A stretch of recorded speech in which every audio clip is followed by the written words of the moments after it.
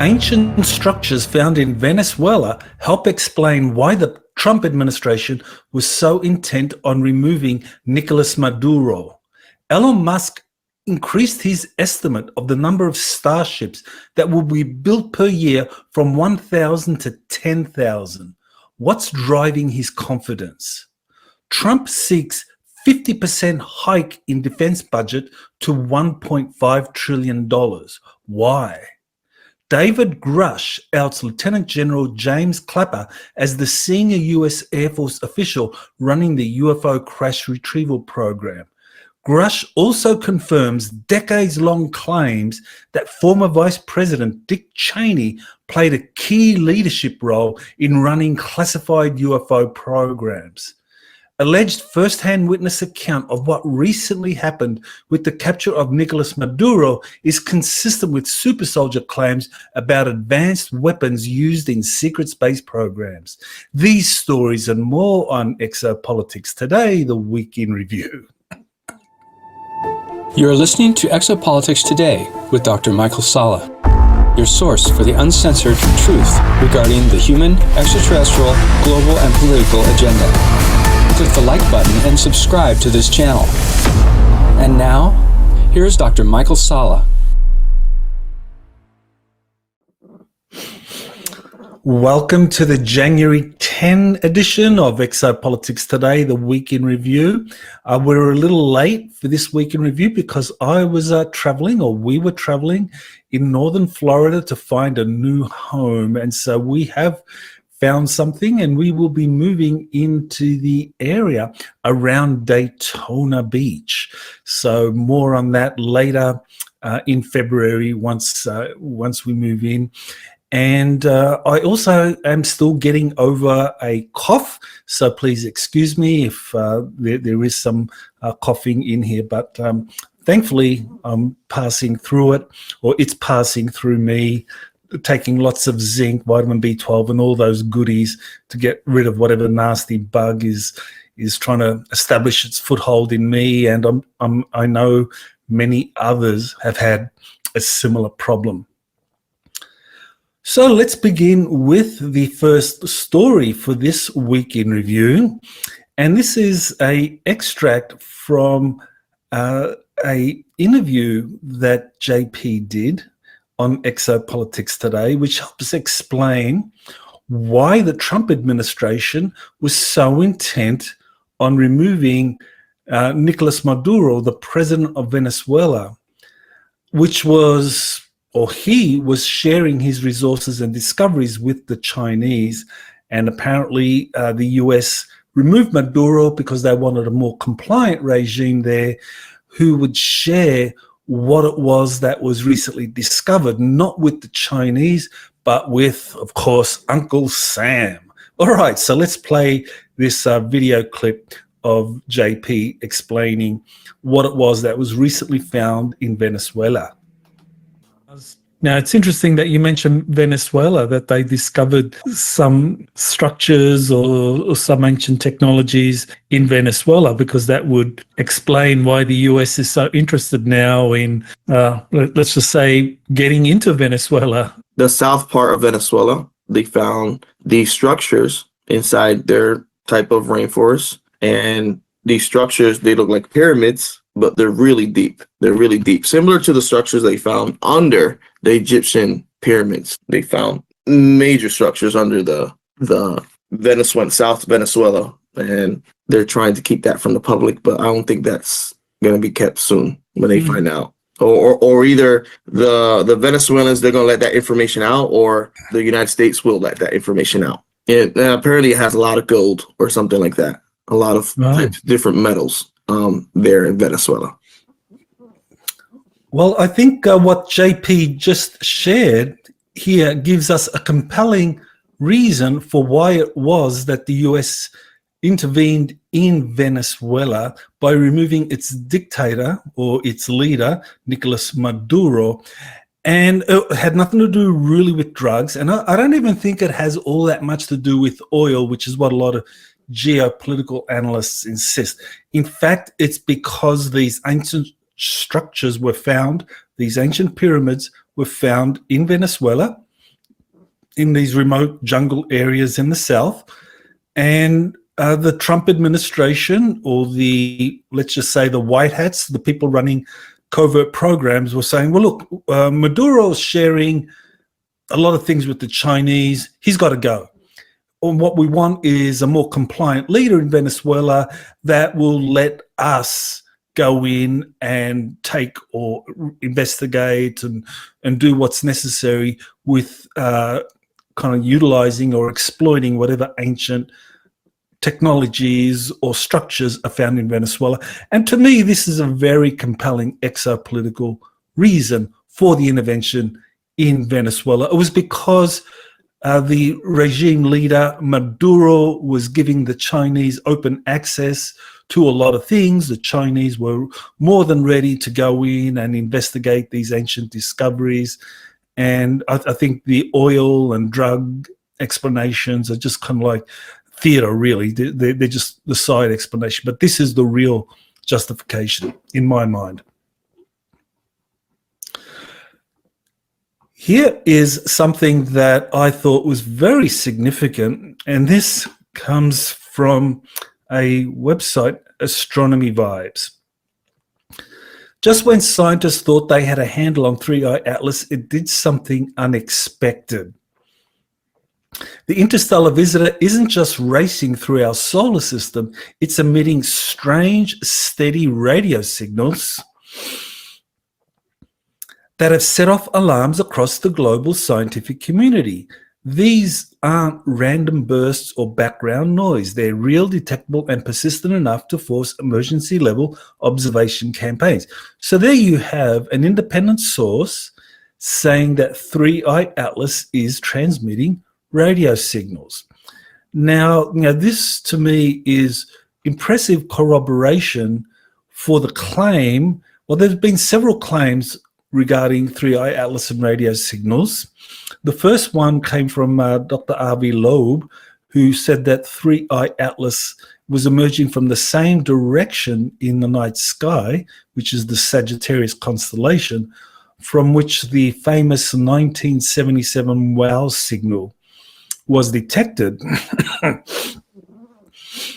And the implication being that the WOW signal was actually transmitted from 3i Atlas nearly 50 years ago. Now we have Stuart Swerdlow, and he was told by a high-level NASA official that 3i Atlas is transmitting radio signals to the Earth, and that SpaceX's Starship is being used to block the radio signals, that the Pentagon wants to prevent astronomers, whoever has the capability of detecting radio signals coming from outer space, detecting signals coming from 3i Atlas. So I thought that this was very important corroboration with what Stuart Swerdlow had said in an interview and also in a webinar we did together.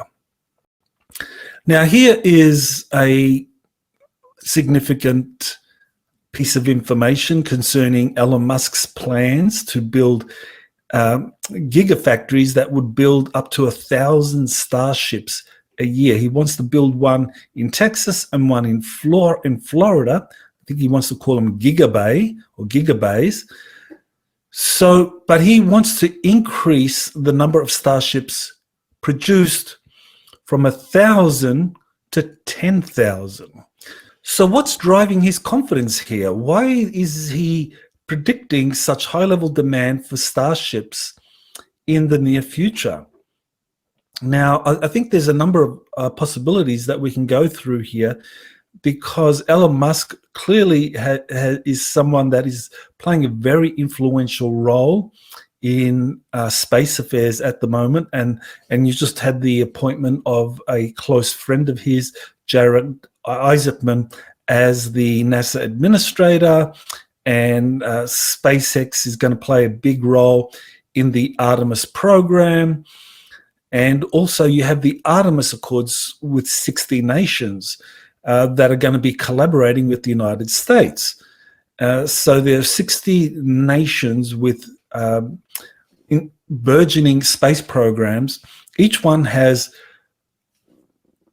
companies in those countries, for example, French companies, German companies, British, Australian companies, and so forth, that are looking to space as being the next big frontier. And it's like, well, if you want to make a lot of money and you're a corporation, well, the big money that's coming is in mining platinum in the asteroid belt, or going to the moon and mining helium-3, or maybe it's space tourism, or maybe it's having deep space satellites observing the skies for intelligence surveillance purposes. Maybe it's conducting experiments in the Earth, so in orbit, so that you can actually develop new types of medicines or drugs or whatever it is that a corporation is interested in doing. And so they're understanding that the Starship is the cheapest rocket that can get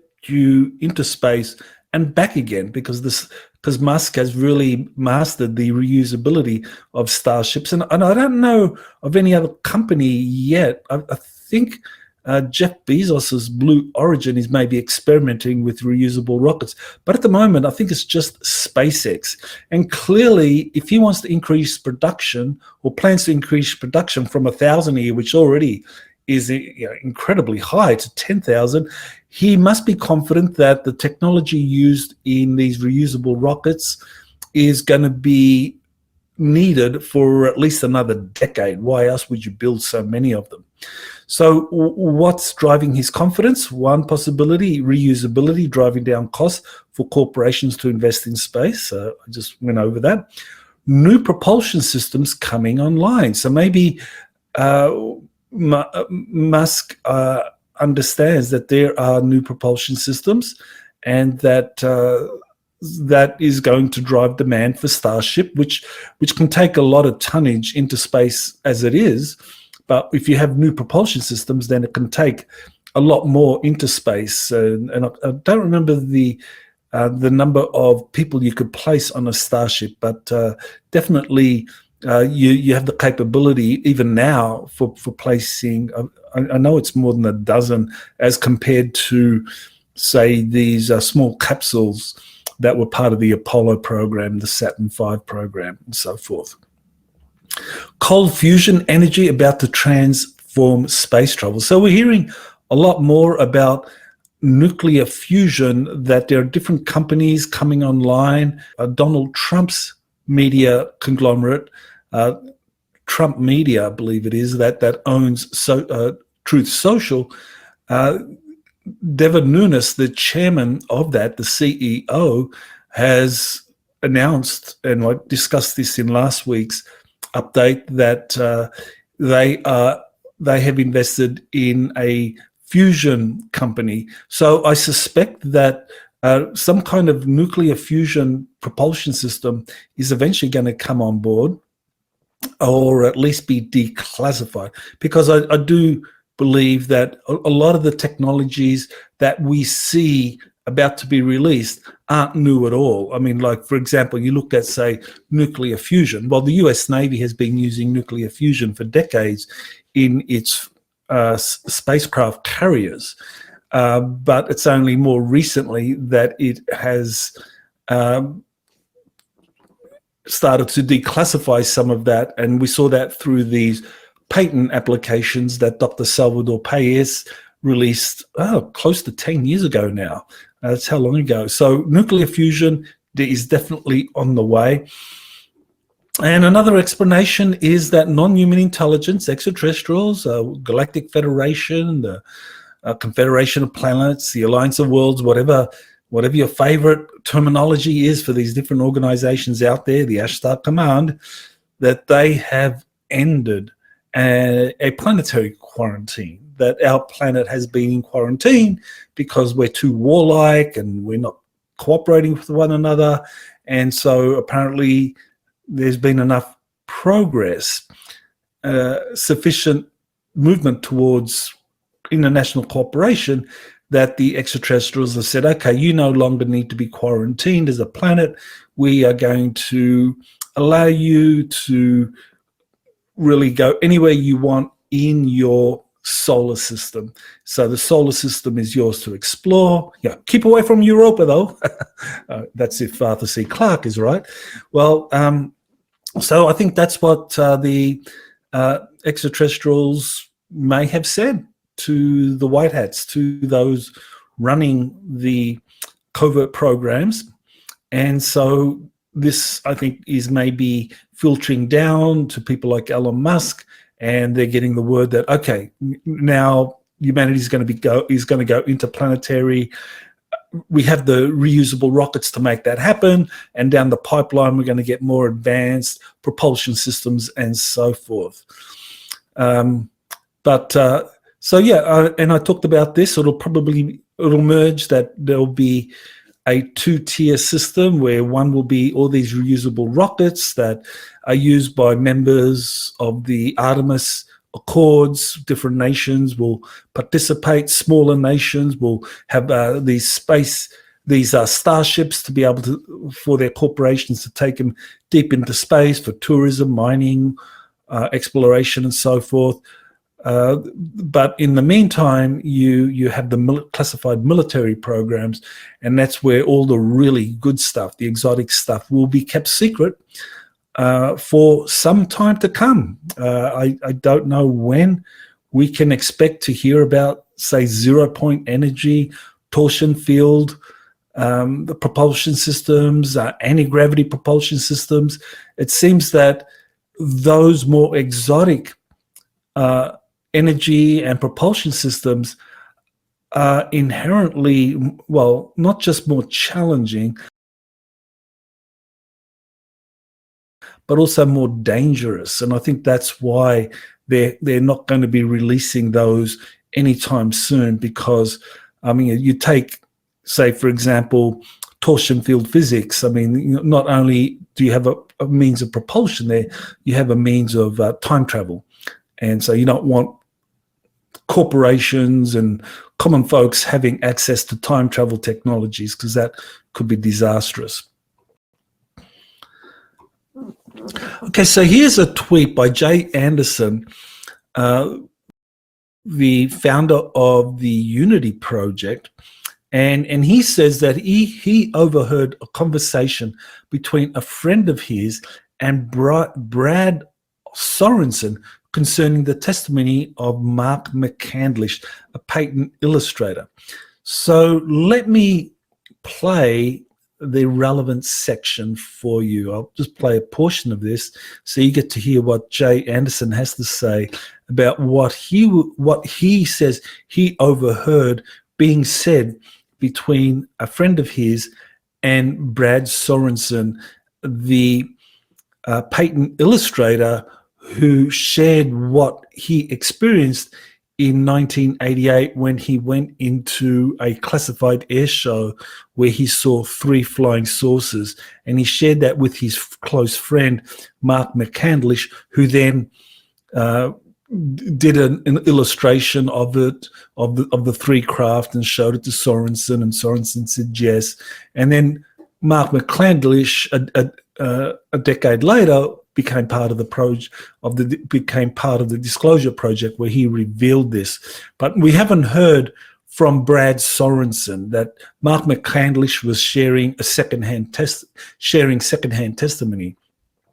Brad Sorensen is the source, and apparently Jay Anderson says he overheard Brad Sorensen confirming what it was that Mark McCandlish had to say about these 3 flying saucers on display at an air show that was being conducted simultaneously at Norton Air Force Base and also Edwards Air Force Base.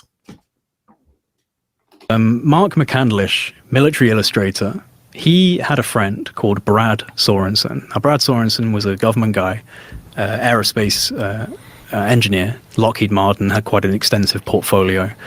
And Brad Sorensen goes to his buddy one day, Mark McCandlish, and he says, I was shown something, and I want you to draw it. I'm going to describe it to you in great detail, and I want you to create the illustration. Brad Sorensen says that, I think it was in like the 70s or like late 60s or early 70s, that he was invited to a private air show at Lockheed Martin by an individual who was a good friend of his in the military, who was higher up than him. And apparently this, he didn't have what they call the tickets, the right classifications to actually get access to this private air show, but his friend brought him because he had the tickets. And essentially, they bring him into a hangar in Lockheed Martin where 3 large saucers of varying size were hovering a few feet off of the ground. They were described as instantaneous nuclear payload delivery systems. That's the way that they were actually classifying them. Had a nickname for them. Instantaneous nuclear payload delivery systems. Like the idea that you could just instantaneously deliver a nuclear payload to anywhere in the world. Oh my God. Yeah. Which is, again, one of the reasons why they might keep this stuff secret. The ships were nicknamed Mama Bear, Baby Bear, and Papa Bear. Oh my God. Yeah. What's really interesting about this is that Brad Sorensen has never gone public. All right, well, I want to stop it there because that's the key. Brad Sorensen, the person who saw these 3 flying saucers at a classified air show, and he mentions Lockheed Martin being the company that actually was responsible for building these craft. Brad Sorensen has never come forward. He just shared it with Mark McCandlish, and Mark McCandlish did come forward and share that. And so here you have someone, Jay Anderson, saying that he overheard Brad Sorensen confirming what Mark McCandlish had to say. And so that's very important because there is this belief out there that is circulating from those that are very interested in crashed UFO retrieval programs and the evidence that these are being studied by corporations in attempt to reverse engineer them, that those reverse engineering attempts have failed. And this is something that came through in the Age of Disclosure documentary, that again and again, of those 34 witnesses, many said, yeah, UFOs are real, and yes, there have been recoveries, and yes, non-human intelligence exists and are associated with them.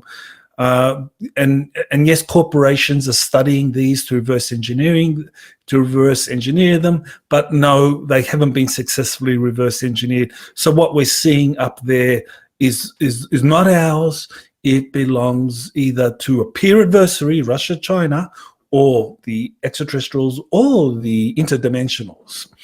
Okay, or Santa Claus, if you want to, if you want to use NASA terminology for covering up the UFO phenomenon.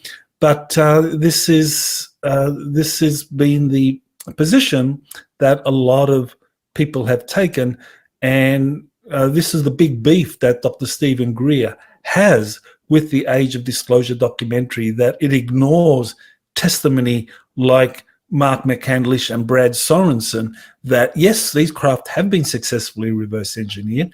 In fact, in 1988, you had 3 of these craft being shown on at an air show for customers. So people were putting in orders.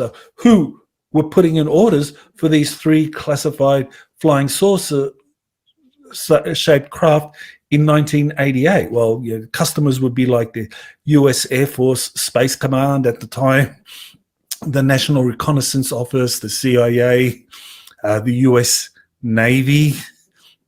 They would be some of the customers.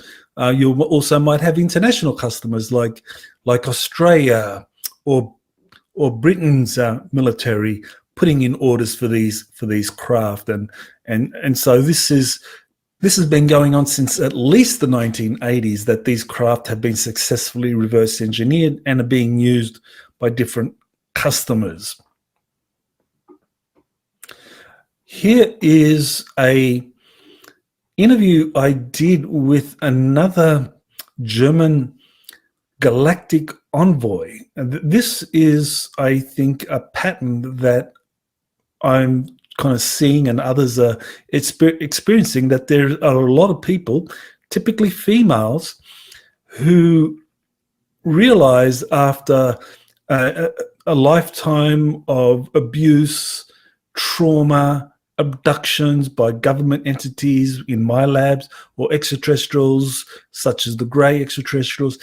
They go through a journey which is very traumatic, but then they at some point realize that they actually have these star families watching over them, and that they are part of a galactic envoy program where they have volunteered to come to Earth, experience life here, and provide intelligence to the Galactic Federation of Worlds or any extraterrestrial organization to which they are members, and that they have partners or husbands in those galactic organizations who are watching over them.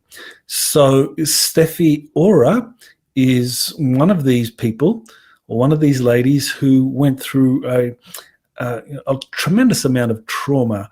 And this is a pattern I've discovered in the interviews I've been doing with a lot of these ladies who claim to be galactic envoys, that the pattern is typically that at a very early age they're identified, they are known to be starseeds, and they are subjected to trauma either from my labs or grey extraterrestrial abductions, and they very gruesome trauma is experienced by them, but they get through it, and then eventually they get to learn about them being part of the Galactic Envoy program.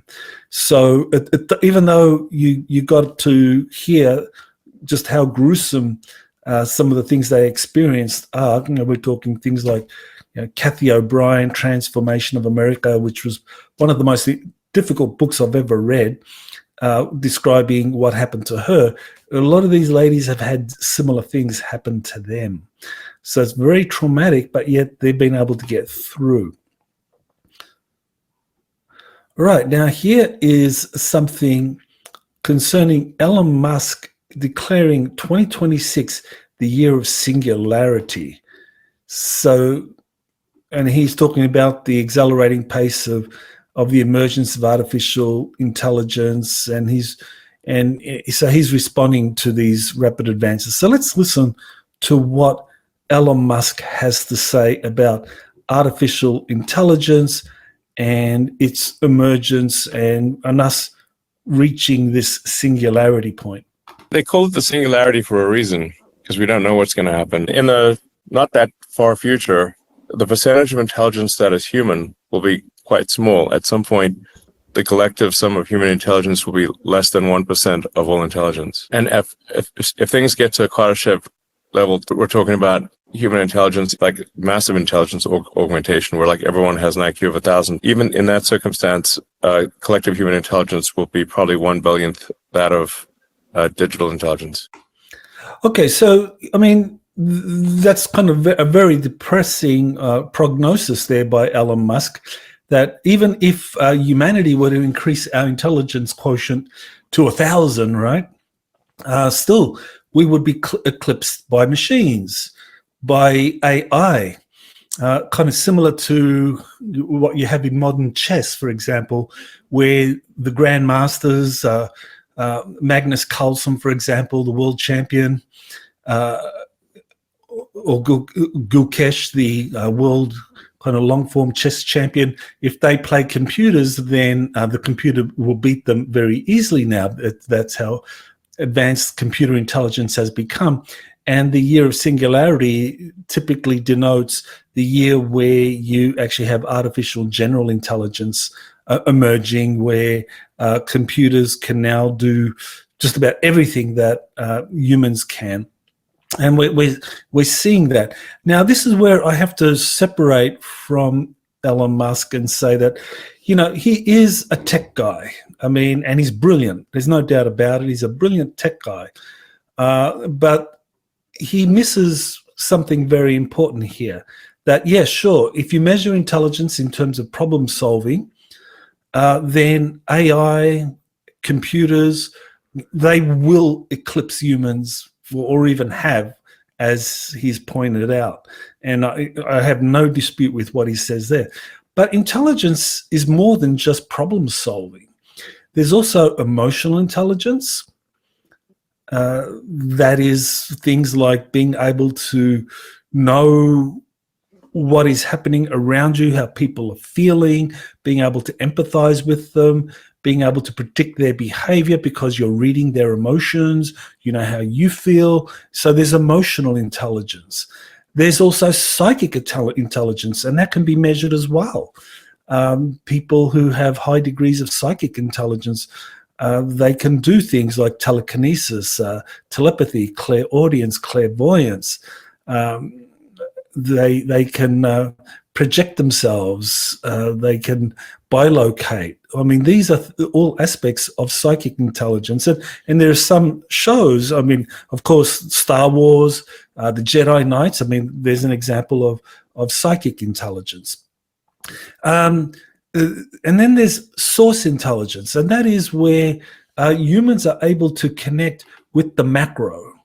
And, you know, we're talking about source intelligence, so that can either be, micro, macro. I mean, the macro, the galactic core, or even beyond that, or you're talking about infinitesimal space, like location, within the heart center. I mean, these are things that humans can do much, much better than artificial intelligence or robots.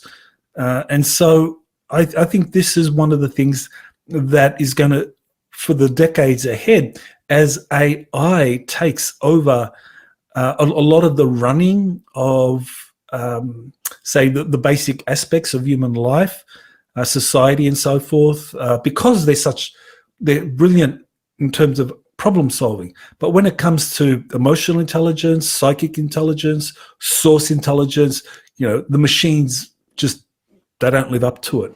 They can't get close. And that's where humans will excel.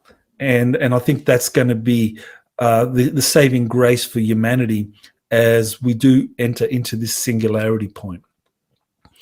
All right, here is something that was tweeted or exposted by Mike Herrera. He's one of the whistleblowers that encountered a flying triangle craft while he was serving with the US Marines during an incident in Indonesia after the big earthquake and flood there in the early 2000s. Okay, so this is what he says. I'm just going to put this out there. If zero-point energy technologies weren't being concealed, then we wouldn't have to worry about $17 trillion of oil from Venezuela or anywhere else. But the caveat is that it would take a little bit of time to suit the infrastructure with zero-point energy. Okay, so what's he saying here? Well, zero-point energy is something that many scientists have been talking about, going all the way back to Nikola Tesla, and you can extract incredible amounts of energy from the quantum vacuum. There's enough energy in a cubic centimeter of space, of empty space, to power the sun for a century, for example. Now, I mean, I think that ability to harness zero-point energy would indeed transform the world, but I think the reason it's being withheld from us, from most of society, is because that much power could be weaponized, and that's the danger here, which is why I think that they are going to just allow us to proceed down this path of kind of maybe using nuclear fusion, solar power from the sun, using space mirrors and so forth, that these will be deemed safer forms of energy as humanity becomes an interplanetary society. But zero-point energy, because of this enormous energy that can be harnessed there, that could be used for making bombs. I mean, bombs that would make the hydrogen bomb look like a firecracker, that you don't want that kind of technology out there. So I think this is probably why they're holding back on zero-point energy, torsion field physics. It's its application for propulsion systems and so forth, which are being used in secret space programs, but I don't think they're going to be released to the general public anytime soon. Okay, so here is something that I thought was very interesting. This comes from Carb, who is the son of Judith Lynn, who claims to be in communication with the Galactic Federation and different Pleiadians. And there's a lot of controversy about Carb, and that is something I'm not going to dive into here, because I think on the other hand, he does share some really interesting and relevant information that is worth considering here. And so he says that he was told back in 2019 that Trump would acquire Greenland. The public reason Trump gives is valid. Putin and Xi aren't who they appear to be, and Trump knows it. This is why Trump wants a new missile defense system, why he's eliminating China's puppet proxies in the West. And I totally agree with that. I think that is what we saw in Venezuela.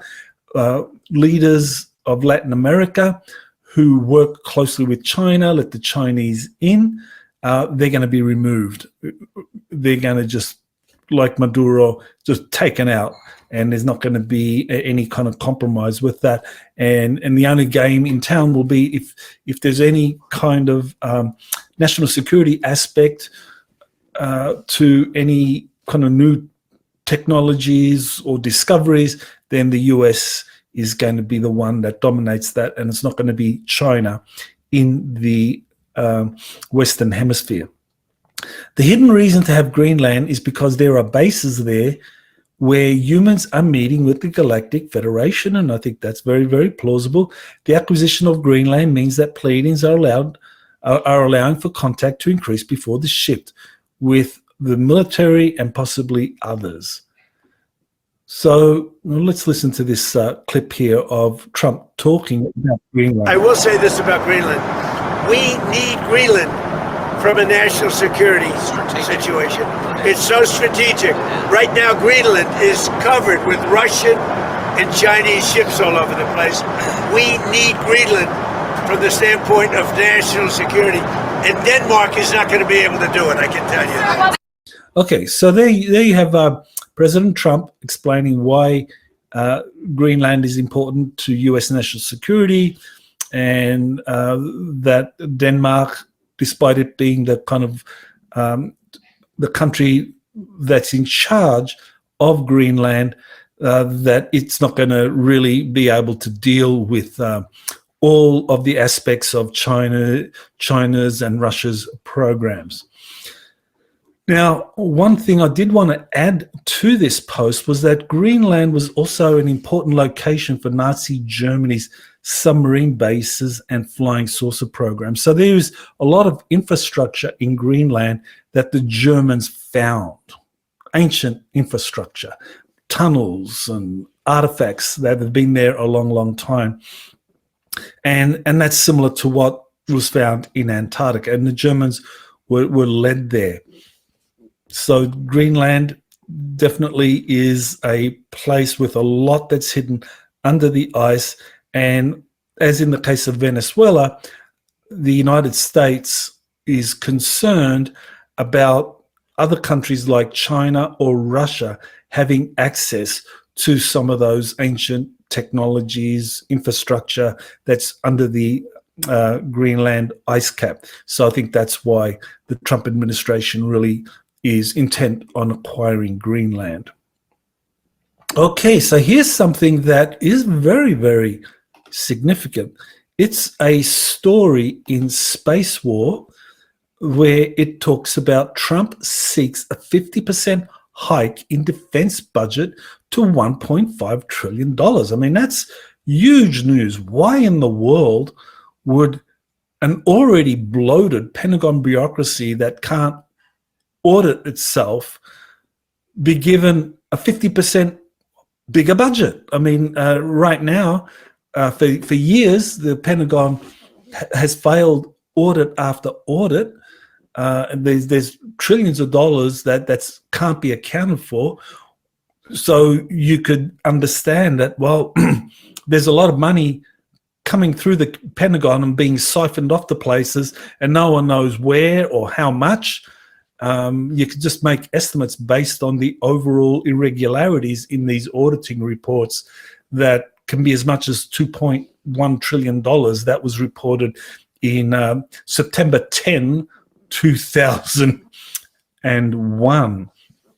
So why would the Pentagon, which now has a budget of close to, I think it's around 900 billion, why would you hike that to 1.5 trillion? Now, this is where we get into the black budget.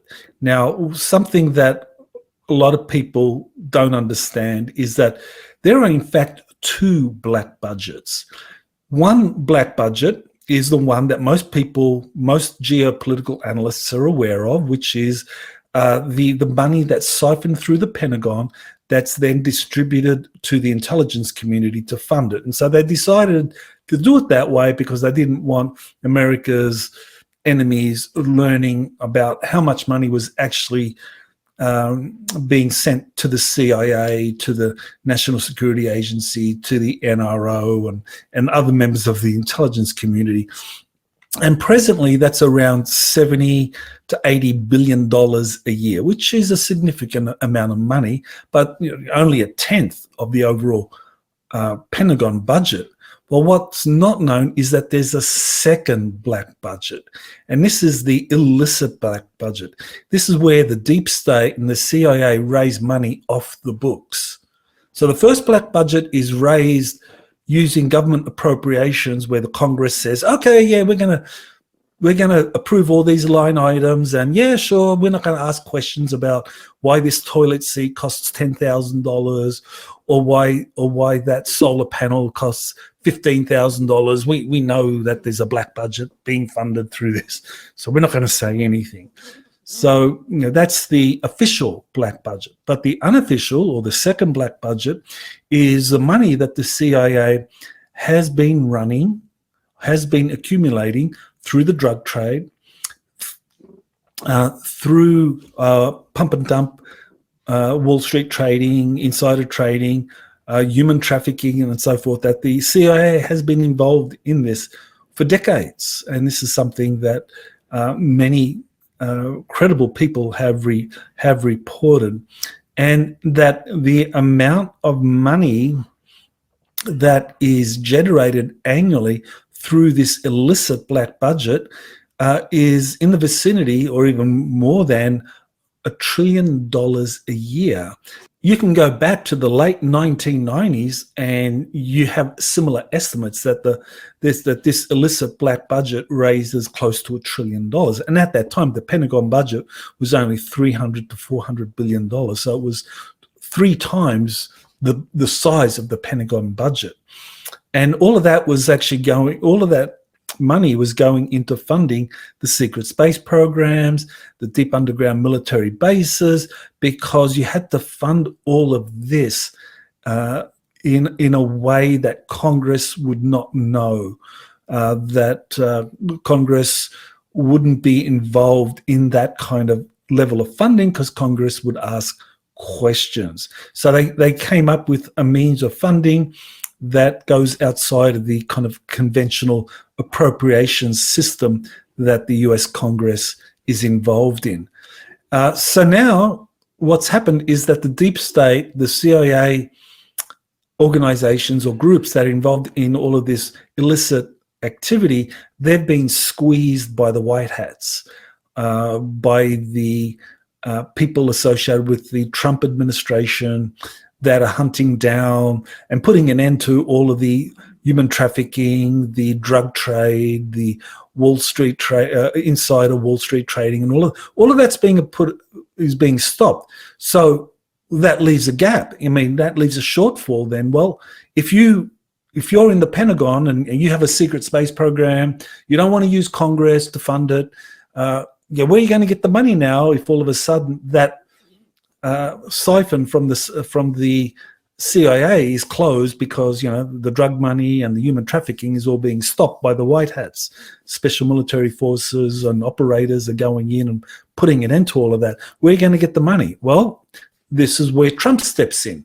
Trump is asking for that $500 billion a year in increased revenue because that would offset the money that was previously coming in through the CIA, through the deep state, using all of these illicit activities that, and the white hats understand this, that, there was, not only were you were funding the DUMBs and you were funding the secret space programs, but what you were really doing overall was you're dumbing down human consciousness because you're spreading or you're helping the drug trade, you're helping human trafficking and corruption in Wall Street and all of those things.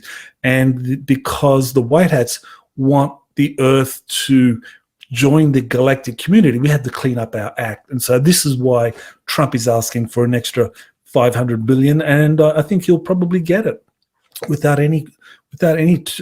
too much trouble.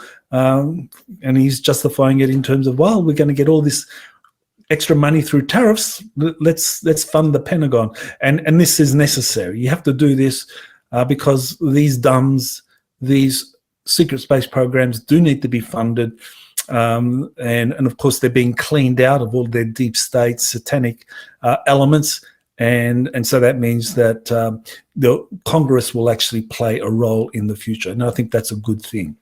Okay, so here we get David Grusch talking about or revealing who the senior leaders involved in the running of UFO crash retrieval programs have been.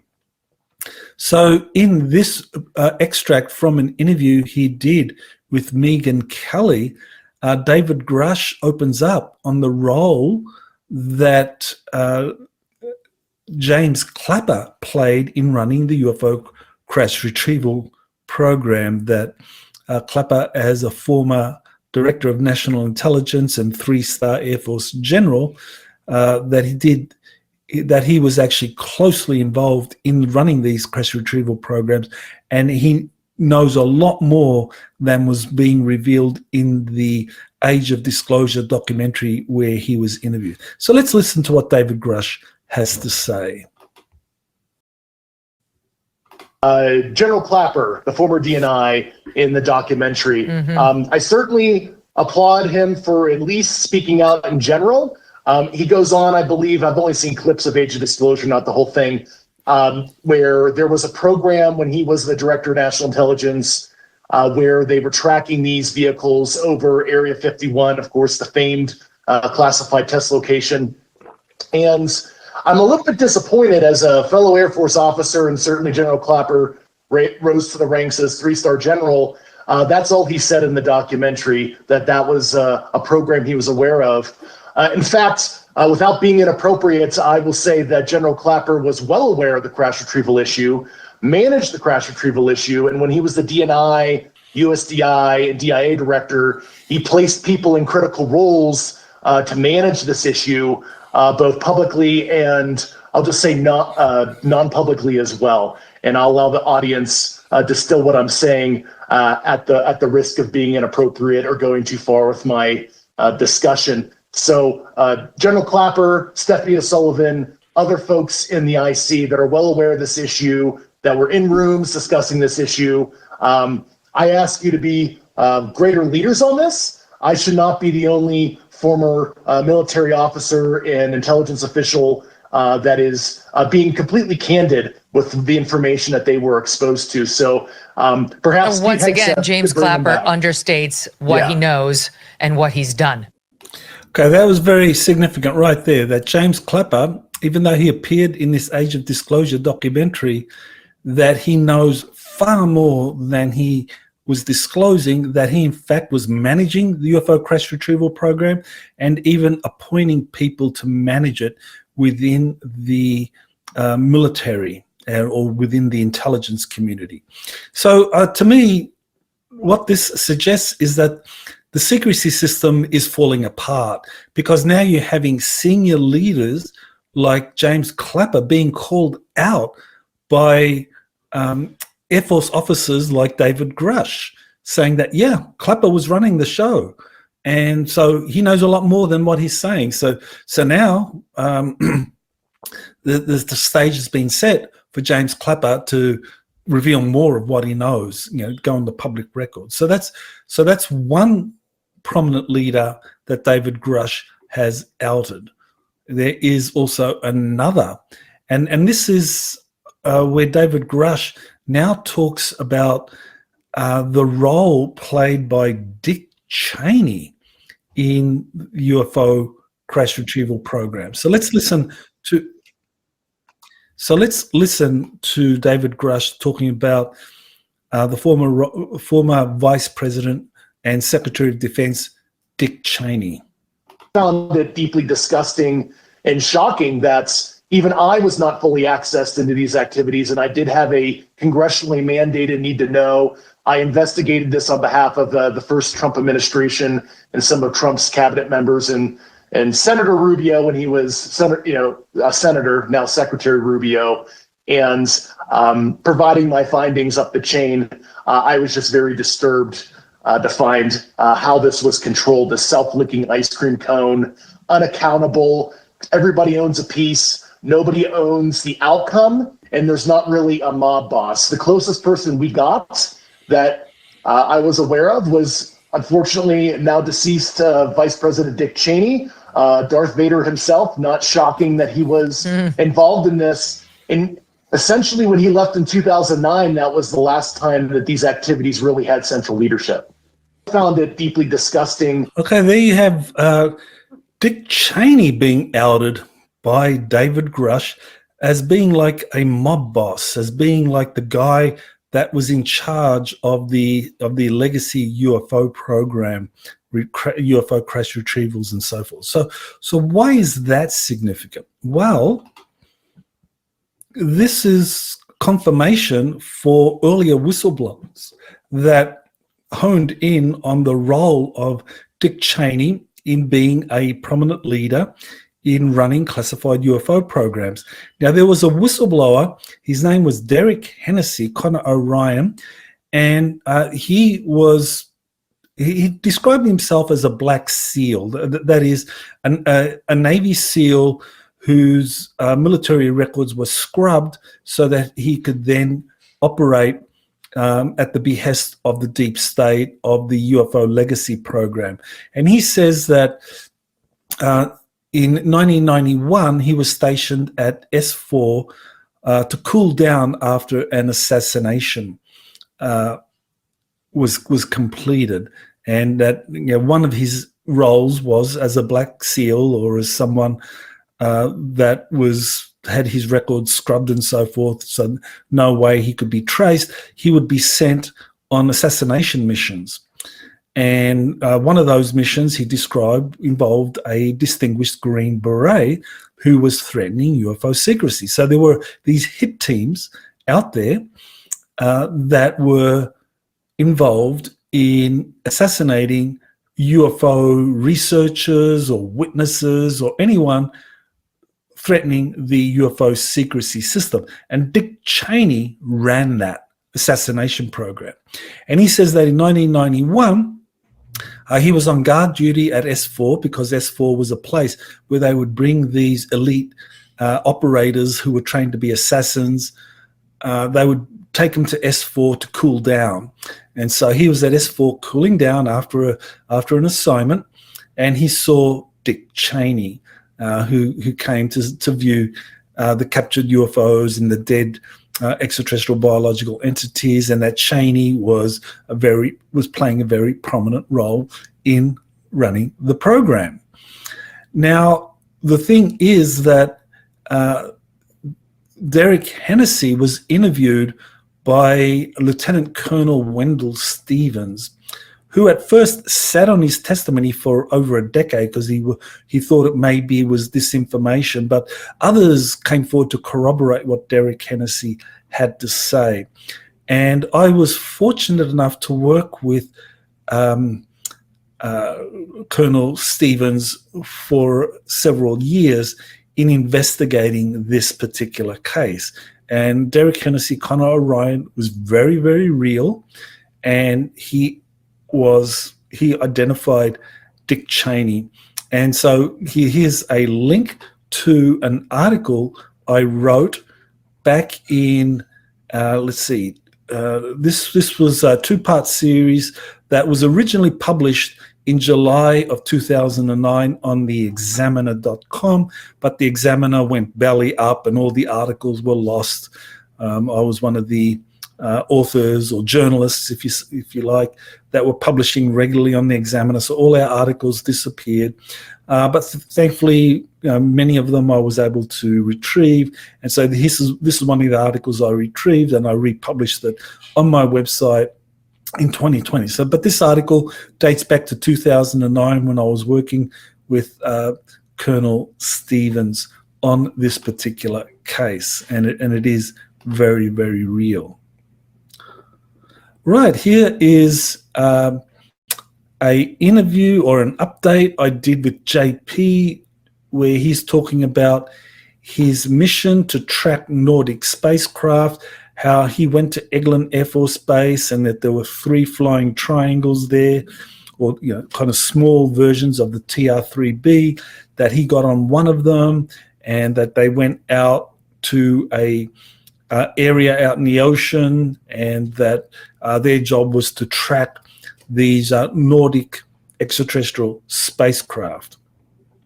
So very interesting that he talks about that.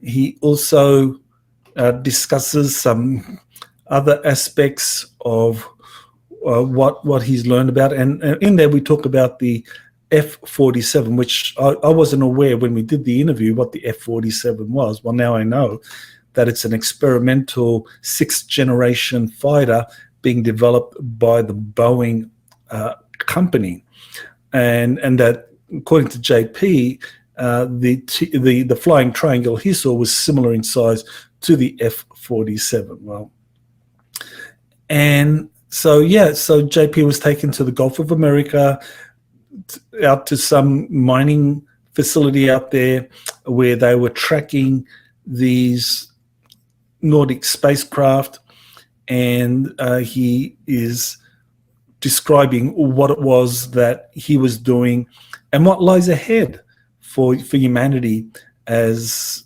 2026 unfolds. So more on that soon.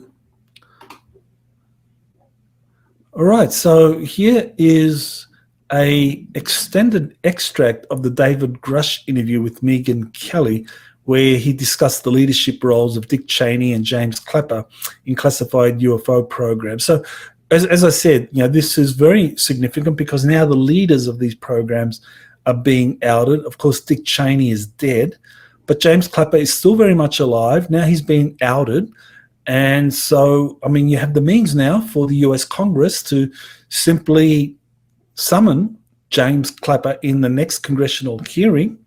The UFO caucus, Tim Burchett, Anna Paulina Luna, Eric Burleson, and several others. Now they have someone that they could zero in on, James Clapper. Well, we know, according to David Grusch, that you ran the crash retrieval program. What's going on? Tell us about it. So he'll be on the congressional record, or they can interview him in a classified facility and learn more about it. So very exciting that the leaders, the people actually involved in running the programs, are starting to be outed, and that's certainly to David Grusch's record or credit that he's doing that. All right, here is a very interesting post from someone who says that there were some advanced technologies that were used by the Delta Force operators that that abducted or captured Nicolas Maduro. So let's listen to what a witness said about this. And this was all originally recorded in Spanish, and this is all being kind of summarized by this particular individual who gives a link to the original Spanish source, which is important. A security guard that was protecting Maduro has spoken, and you got to hear what he said. It's in Spanish, but I'll translate. Also, Trump announced that, the cartels, they're going after him in Mexico. The whole vibe of Latin America has changed because of what happened in Venezuela. And now that we're getting firsthand accounts from people that were there, the soldier says they didn't hear him coming. He says the Americans had technology superior to anything they've ever seen. Everything that they were using for radar, for anything, was completely taken offline. They had drones, and the drones were taking out bases and taking out things faster. They didn't have no technology. They've never had to fight against drones. He also talks about that there was only 8 helicopters. There was only 20 men that were sent in. And those 20 men killed hundreds of their men. And none of those soldiers were injured. He talks about it felt like they were firing 300 rounds a minute. Nothing they've ever seen, nothing that they can compete with. And then he also talks to the fact that the Americans had some kind of sonic shock boom that was sent out, and everybody immediately started bleeding profusely out of their nose. They couldn't even gather themselves because whatever was sent at them made them fall to their knees and vomit blood out of their mouth and out of their noses. They were incapacitated immediately. He says he never wants to go through that again. Doesn't want to have to fight with the Americans again. He's sending warnings to everybody out there that you think you can fight the Americans. You don't even know what their weaponry is like and what they're capable of. 20 men took out hundreds, and that's starting to spread all through Latin America. And now they're not saying, if you want me, come and get me anymore. They're like, oh shit. Especially after Trump says, hey, Mexico, you're on the list too. So there you have, I think, an explanation for the success of this capture of Nicolas Maduro, that the US special operators, the Delta forces, were using advanced technology, state-of-the-art technology, well, far ahead of what conventional militaries are using and far ahead of what is available in the open source world. The arms dealers and manufacturers, they don't have this kind of technology. Even states don't have this kind of technology. And the warning sign that was sent here clearly was that, well, if you, as a leader of a South American country or Latin American country, if you defy the will of the Trump administration, we have the means of being able to send in these special forces operators, and they can slice through any kind of opposition you set up there and will take you. And so, and again, that kind of brings back the exopolitical dimension to this, which is that what the Trump administration is doing is saying, look, everything in the Americas stays in the Americas. You're not going to give it to China. You're not going to give it to Russia. If you find something of interest to us, you're going to give it to us, or we will remove your leader, whoever's the obstacle, and replace them with someone else. And so that's what we're seeing in Venezuela. They didn't replace the regime. They just removed the leader, who was obstinate, and now they have the former vice president, who's now the president, who's more compliant, and I'm sure behind the scenes she's saying, yeah, whatever you want. You want to take all these treasures under our jungles and all of that. Yeah, go for it. We don't know how to deal with that kind of stuff. That's your domain, and of course the oil. They're going to use that to kind of like put pressure on China and Cuba and so forth.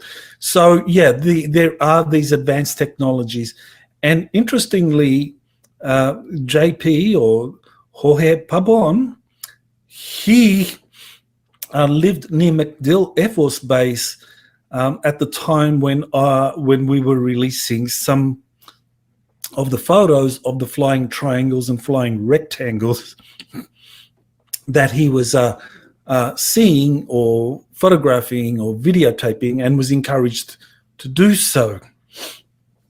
So they're available on my website, and he was saying that, JP was saying at the time that they were using MacDill Air Force Base to launch these special operations using these classified technologies all over the world.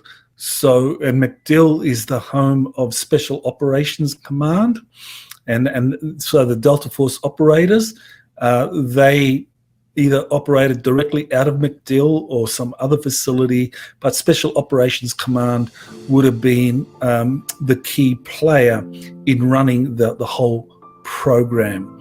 That special forces or that special operators going into Venezuela. All right, well, that completes the stories for this week in review. Now what I want to do is just announce that we are going to be doing another webinar panel that is going to be held on January 31st. I'm going to have JP participate in that, Jorge Pabon, along with Gene Deco, both of whom have served in the US military. JP served with the US Army, Gene served with the US Navy for over 20 years, and both have a ton of information about events that are happening behind the scenes. And so we're going to be talking about power shifts, artificial intelligence, and extraterrestrials in 2026. I'll be doing a presentation followed by a panel discussion with JP and Gene Decode, where we dive deep into all of the information that they've been sharing recently on what lies ahead in 2026. And finally, we're going to have a Q&A that will last for close to an hour, and that'll be the time for you as the audience to be able to share what it is that you've been experiencing. Okay, so that's it for this week in review. Thank you for watching, and aloha. You have been listening to Exopolitics Today with Dr. Michael Salla. Please remember to like, share, and subscribe to this channel. Join or start a conversation in the comments. Take the time to explore the vast library of best-selling books, webinars, and podcasts by Dr. Salla. Visit exopoliticstoday.com.